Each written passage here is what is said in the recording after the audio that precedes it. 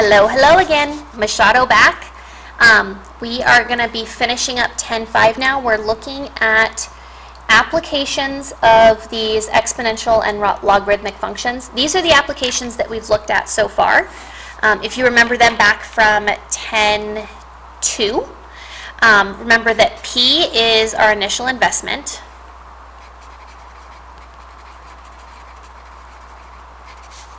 R is our rate, and those are the same here. T is time in years. This is going to be time in whatever your rate is given. So if your rate is given, this percent increase per hour or something, then that's where it's going to show up. But everything else here is the same for your rate and your initial investment. And then remember, N is the number of times compounded per year. So maybe it's compounded quarterly, and so then N would equal 4, something like that. So what we're going to look at is an example. We've got David's parents put $10,000, so David's parents,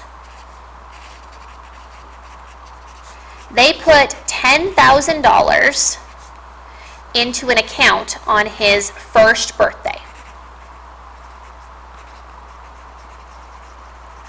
Okay, so it's his first birthday. They're setting up his college savings account. They hope to have $50,000 when he turns 18. So in that case, how much time has passed, right, between his first birthday and his 18-year birthday? There has been 17 years that have passed. Okay? Now, let's say if interest compounds quarterly, or not quarterly, sorry, interest compounds continuously, not quarterly. Continuously, that means that we're going to use which one of our two functions, right? This one is so many times per year. This one is continuous. Wow, I can't write anything. What is going on? Continuously. I probably spelled that wrong, but you guys don't care. Okay? Ooh, it looks like it's spelled wrong there too. I don't know. Continuously. So that means that I'm going to be looking at P is equal to ERT. Or sorry, A is equal to ERT. Okay. So in this case, my P is that initial 10,000, right? My T, I know, is going to be a 17. The part that I don't know, though, is I don't know my rate.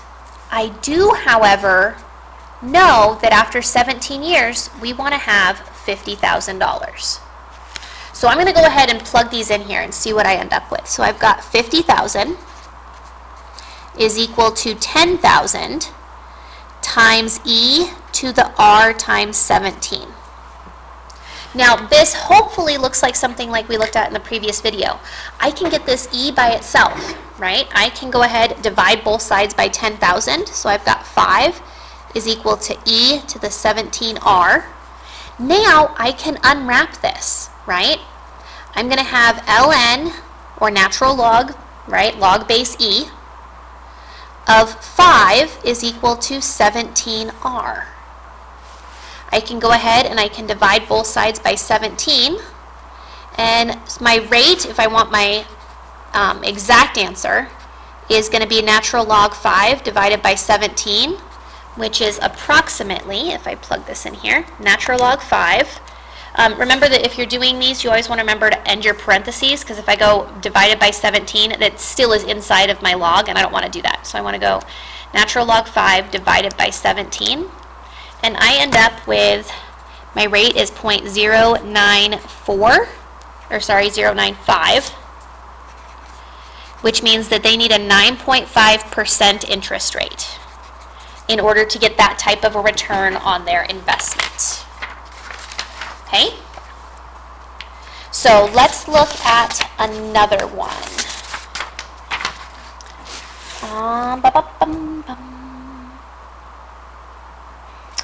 So let's say Rachel invests $15,000, so we're looking at Rachel now. She invests $15,000 at age 25. She hopes that it will be worth $90,000 when she's 40. Okay, so how much time has passed here? Well, there's been 15 years. And if it's compounding continuously, what rate of growth will she need to achieve her goal? So if it's compounding continuously, I'm going to be using that same function again. Now, I know that she wants to have $90,000 if she invests $15,000 after 15 years. Right? And it's that same type of equation to solve. I can divide both sides by 15,000. And I end up with 6 is equal to ER times, hold on, I'm going to rewrite this as 15R, make it a little bit easier for us. Remember, I can unwrap this, and I've got ln 6 is equal to 15R. So my R is going to be equal to ln 6 divided by 15, which is approximately, 0.119. So that is an 11.9% rate of return. That's a really high rate of return. So hopefully her investments are doing as well as she hopes. The last thing that we're going to look at is exponential growth and decay. So if I've got, it's a very similar function to the one that we've looked at, e to the kt.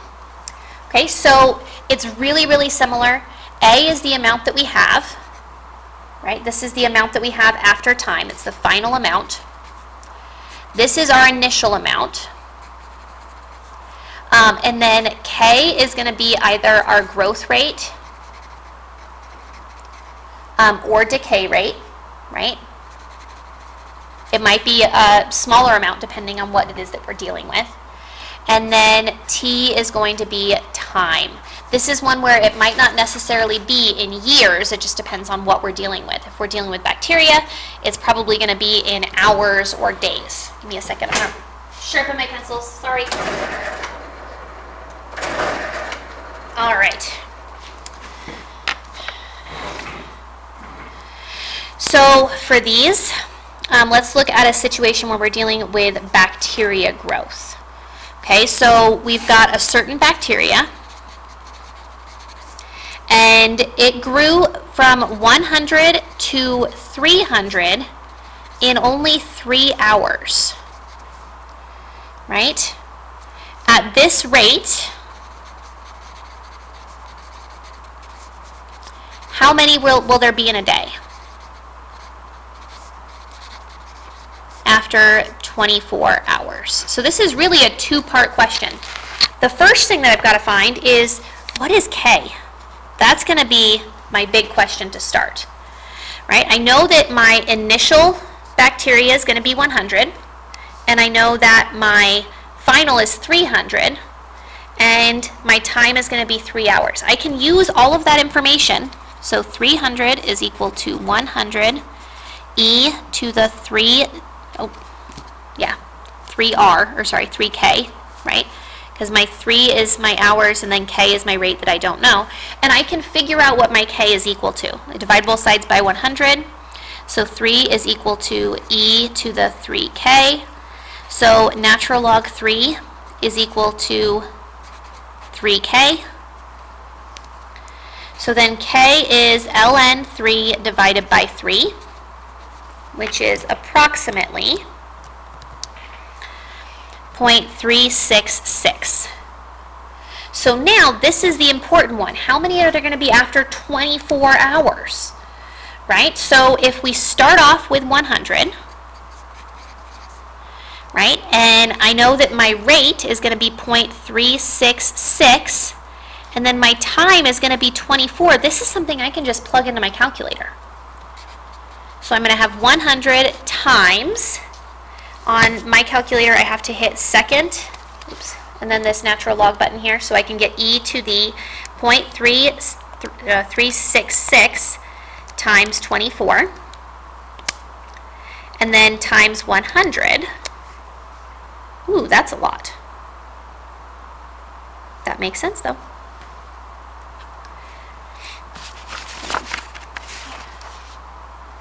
So I've got 652. Oh, hold on.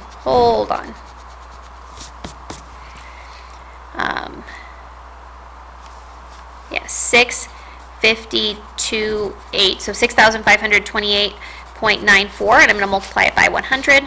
So I've got approximately 6,500, no, not 6,500, 652,894 bacteria, approximately, right? I use this approximate rate. Another way that you could do it, I'm going to grab another paper here real quick. Another way that we could do this is I could actually use that value for K that we came up with instead of an approximation. Remember, K was ln 3 divided by 3. So what I could actually do is I can take it and plug it into this. 100e to the ln 3 divided by 3 times 24. And I can plug that whole thing into my calculator. 100e, I can simplify that a little bit before I put it in there. So I'm going to have ln 3 times 8, right? Because 3 and 24 cancel to give me an 8.